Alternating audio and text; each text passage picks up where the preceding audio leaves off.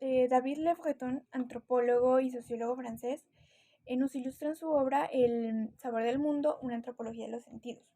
Él comienza a hacer como acto introductorio, comienza haciendo una crítica a Descartes, con la frase que dice, pienso, luego existo. Él nos dice que esto significaría omitir esa inmersión sensorial del hombre en el seno del mundo, además de que la condición humana no es completamente espiritual, sino que también y ante todo corporal. Entonces sería mejor decir siento, luego existo. Pues dentro de ese pensamiento, el autor nos dice que la condición humana es ante todo corporal. Sin embargo, también nos dice que dado que el cuerpo es un efecto de construcción social y construcción sensorial, es la manera en que nosotros podemos, digamos, determinar el mundo, podemos describir el mundo, podemos interiorizarnos del mundo y sumergirnos en él gracias pues a esas pautas, esos valores, esas representaciones que determina la sociedad, que impone una cultura y que determina también pues una cultura.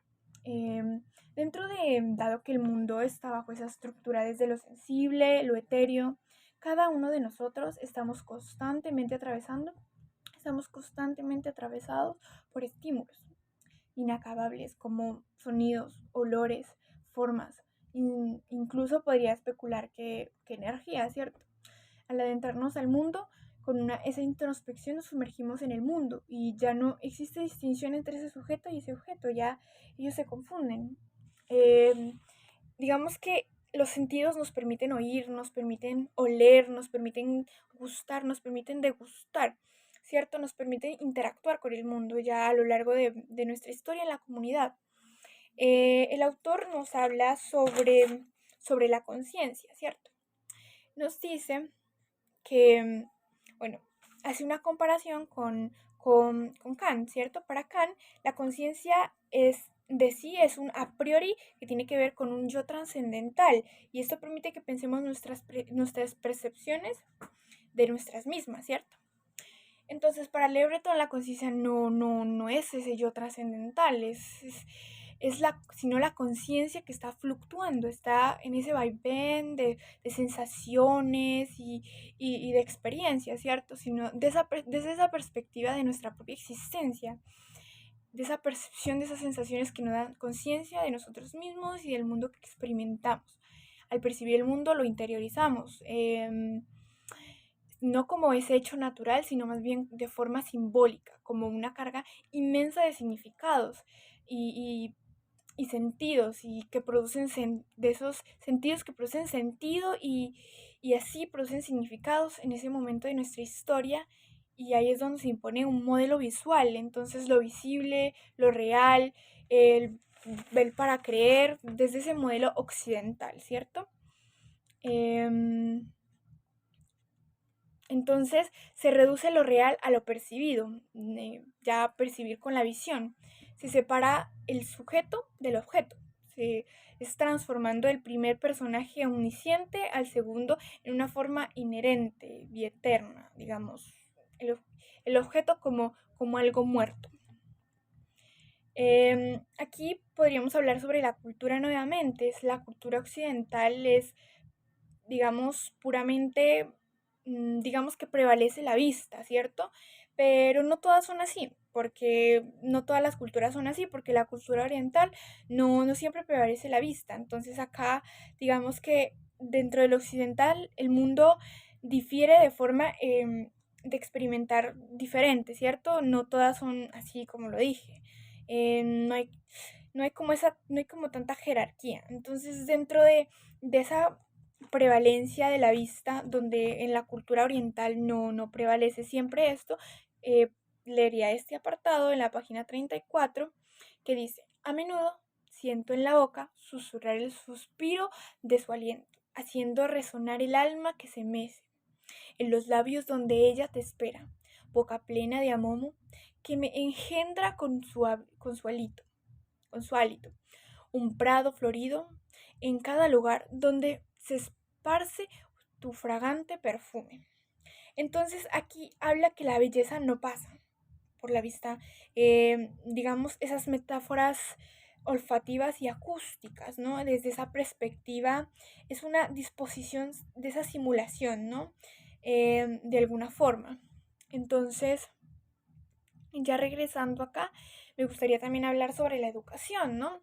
Esa educación de los sentidos, donde digamos que esa educación de los sentidos nos hace que sea múltiple a partir de lo que parecía, de lo unívoco, de eso simple, digamos, de la degustación de los vinos, ¿no? Si nosotros nunca hemos probado vino, nunca podremos decir o diferenciar los vinos. No podríamos diferenciar un vino tinto de tal marca por otro vino tinto, ¿cierto? De la cosecha tal o así, ¿cierto? Podríamos decir que todos son iguales, pero si llegamos al momento en que aprendemos a sentir a medida que experimentamos, aparecen esas diferencias, ¿cierto? A medida que nosotros vamos a un lugar, degustamos varios vinos, incluso podríamos de esa manera experimentar, incluso recordar lugares y sensaciones que hemos experimentando, ¿no? ¿Cierto? La cultura implica esa manera de modelar y de percibir el mundo. Y pues no todos percibimos el mundo, ¿cierto? Digamos que, mm, digamos que las sensaciones se obtienen gracias a la educación, no solamente por ese sentido en que ellas intervienen, sino que la educación es que se pueden modificar a lo largo, pues a lo largo de la cultura, ¿cierto? Em, mm, Digamos que desde dentro de ese simbolismo adquirido, podemos traer nuevamente a colisión a Immanuel Kant, ¿no?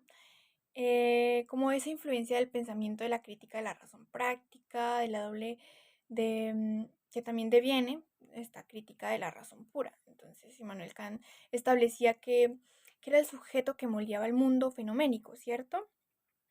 Esa pluralidad del mundo que pues tenemos que incluye mundos diferentes, historias de personajes diferentes, ¿cierto? Entonces, digamos que esto va a influir a esa crítica de la razón práctica, en el que el sujeto mismo ordena este mundo y que él va a ser el legislador del sí mismo, ¿cierto? Que va a obrar moralmente y que va moralmente construyendo a esa obra según pues la ley universal que él dice, ¿cierto? Para Kant, llevar al sujeto dentro de su perfección moral debe seguir a la experiencia, nuevamente, ¿cierto? Donde aquí tenemos ya esa adquisición de conocimiento donde nosotros nos adentramos nuevamente a la experiencia.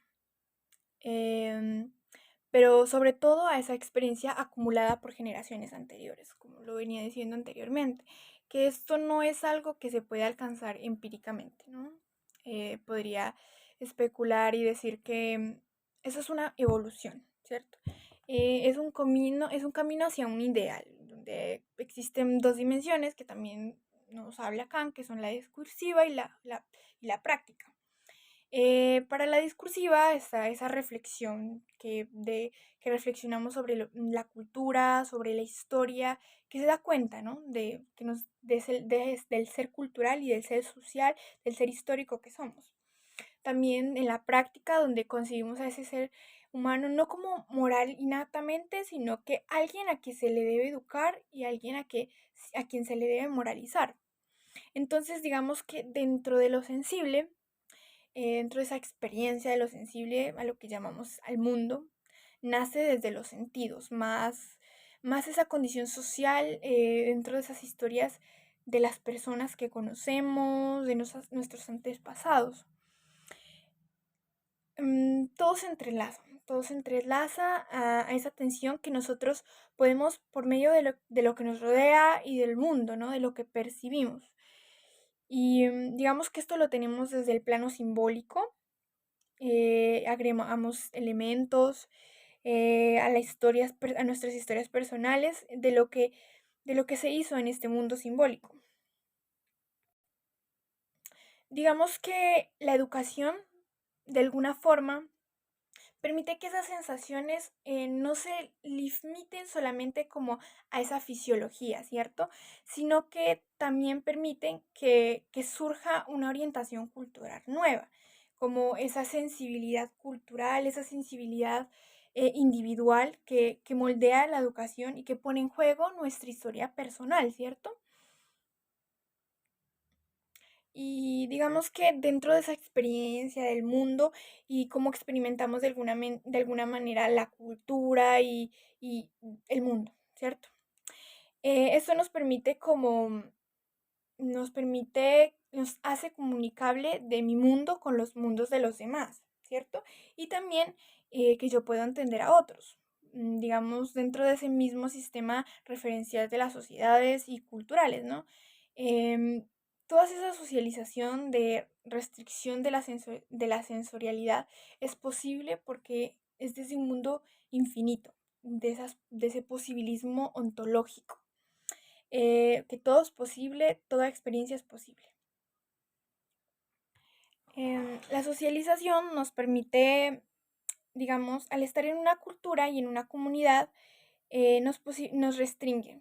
La cultura nos restringe, nos limita, pone ese límite, ¿cierto? Donde a lo largo es posible experimentar, pero yo no estoy limitada por mi cultura para experimentar aspectos de una cultura y tener ciertas sensaciones.